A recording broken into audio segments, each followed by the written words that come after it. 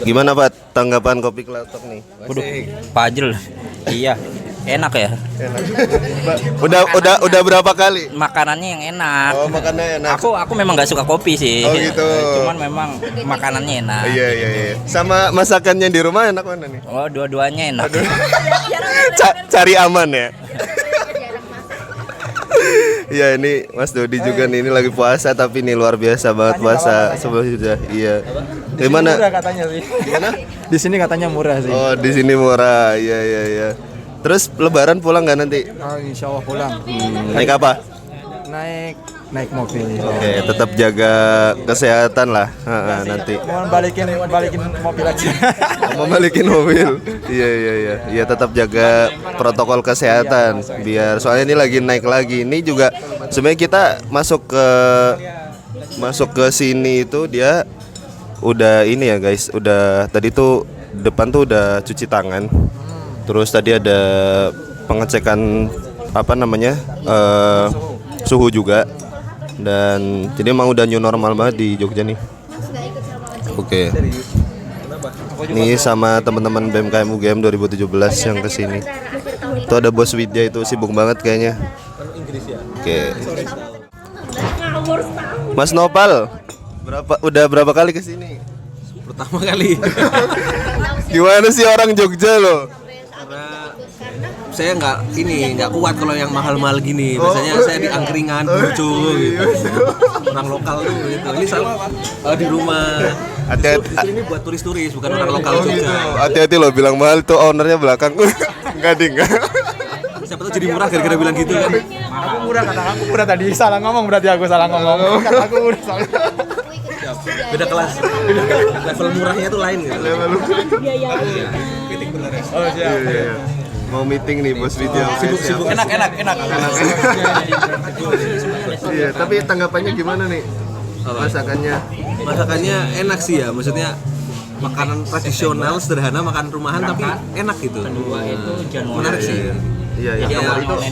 Itu juga salah satunya kalau aku pribadi juga suka banget lah tempat ini kan emang makanannya enak, kopi sama pisangnya juga enak gitu. Makanya Pinter sih karena kita kan lidah Indonesia sukanya yang ginian. Kalau pizza, hamburger itu kan mungkin bukan lidah kita. Nah, sedangkan ini tuh dibikin yang sesuai lidah tapi enak gitu. ya terus juga kalau teman-teman lihat ya, kalau di luar sana itu sawah. Jadi emang kayak mungkin buat sebelum corona itu teman-teman yang dari Jabodetabek atau dari kota-kota besar itu juga tertarik ke sini karena suasana ininya juga, makannya juga gitu. Lebih jual suasana kayaknya ya. Lebih jual suasana juga. Oke. Gimana nih GoFood lagi ada project apa? Sudah nggak di GoFood. membantu tim yang baru. Oh iya. Kalau mereka butuh bantuan ya saya bantu. Kalau Widya Itu masih jalan. Oh iya, kapan-kapan inilah ngisi di acara SMB saya ya Pak ya. Dan Mas Nopal ini sangat inspiratif lah Pak. Nah itu gimmick aja. Iya, kemarin ini Pak Bos ini mungkin lebih cocok ini. Iya nih. Kalau Alfat kan nanti ini ada waktunya sendiri nanti. Agustusan bahas nasionalisme nanti. Iya. Oke, gitu aja ya teman-teman. Kita lanjut lagi. Oke. Nih.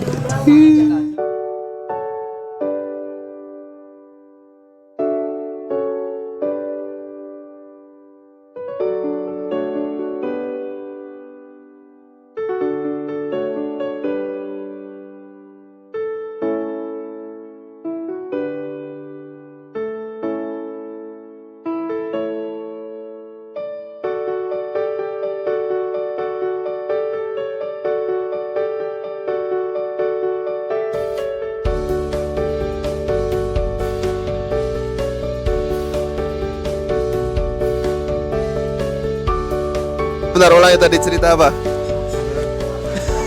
Ini cerita tentang sejarah UI UGM ya. Iya. Jadi kayak gini. Kebetulan kan tema skripsiku salah satunya membahas penelitian tentang kenapa sih UGM itu hadir kayak gitu bagi bangsa Indonesia.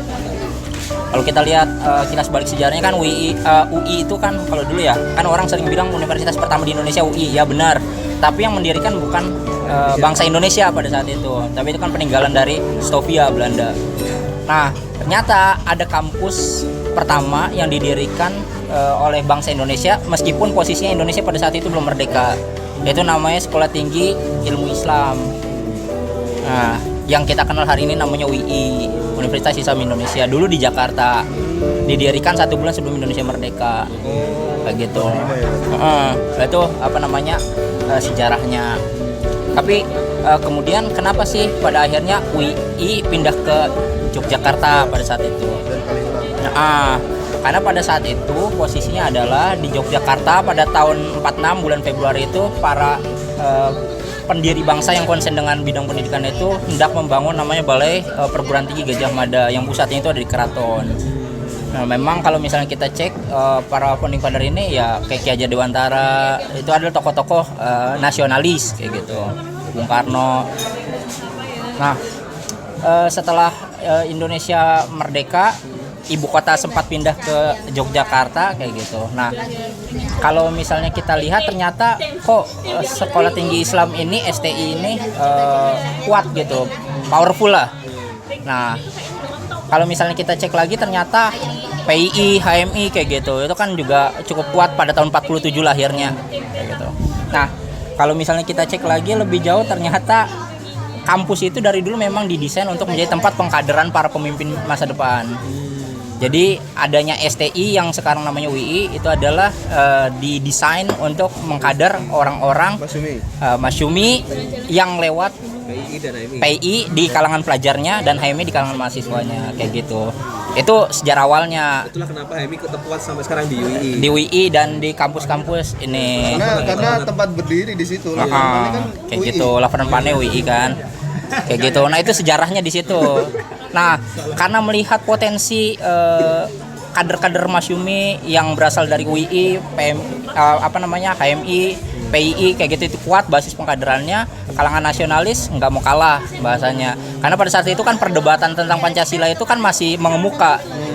Bahkan kalau misalnya teman-teman cek pada saat RUU sementara itu, undang-undang sementara US itu kan setelah itu dibangun komite untuk membahas tentang dasar negara kayak gitu dari tahun 50 sampai 59 kayak gitu sampai keluar dekret 5 Juli tahun 59.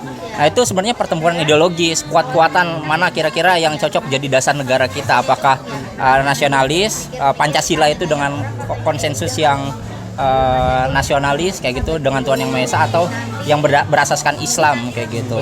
Jadi pertarungan nasionalis dengan Islamis itu sejak lama banget. Sejak lama dari awal negara didirikan, karena konsensus itu masih terus berjalan kan pada saat itu. Kenapa sih pada para pemimpin bangsa awalnya yang di sila pertama itu mengatakan ketuhanan yang berasaskan syariat Islam bagi para pemeluk-pemeluknya kayak gitu. Nah, itu kan demi kemerdekaan para pendiri bangsa yang notabene-nya kalangan Islam kayak gitu, itu mengafirmasi ya udah kita yang penting merdeka dulu kayak gitu. Tapi perdebatan tentang dasar negara ini itu masih kita bawa. Jadi merdeka dulu, setelah itu masih diperdebatkan lagi tentang dasar negara Islam atau enggak kayak gitu. Nah, kenapa UGM harus di Jogja juga gitu? Itu dia, makanya yang menarik adalah kalau misalnya aku cek akar genealogi sejarahnya itu ternyata ya untuk mengantisipasi hegemoni STI yang UI itu kayak gitu, untuk melawan ideologi Islam yang tumbuh kuat di kalangan mahasiswa pada saat itu. Makanya kalau misalnya kita cek GMNI erat kaitannya sama UGM kayak gitu, karena ya ternyata memang basis pengkaderannya di situ. GMNI ya.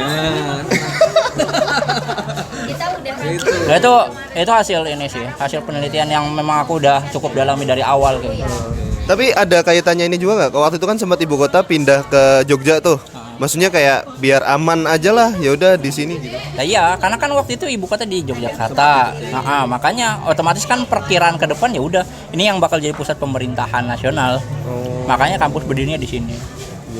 Berarti salah satu alasannya karena ibu kota itu juga. Duluan mana sih didiriin sama ibu kotanya?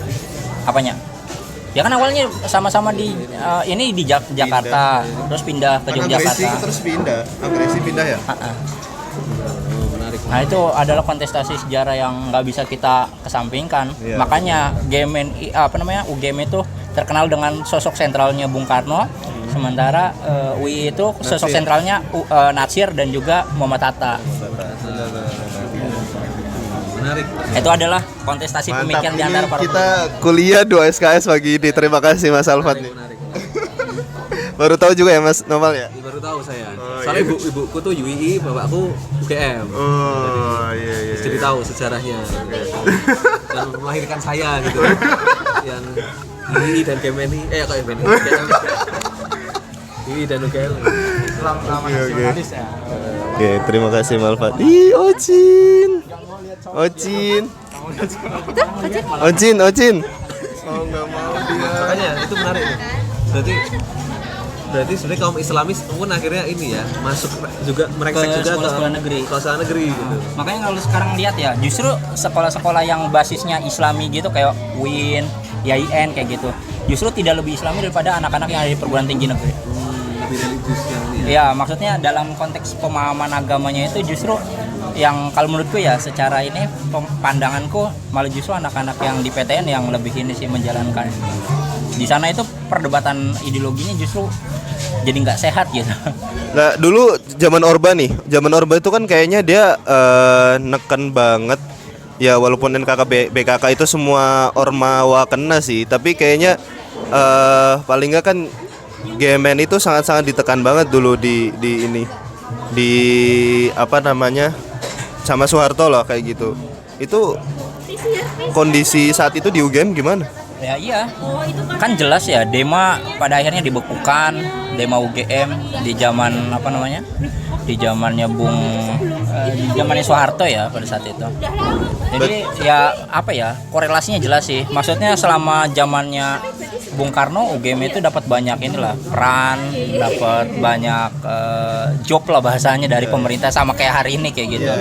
Jadi ditempatkan di posisi-posisi strategis nasional, para dosennya, para lulusannya kayak gitu, untuk mengisi pos-pos birokrat, pos-pos jabatan politik negara kayak gitu.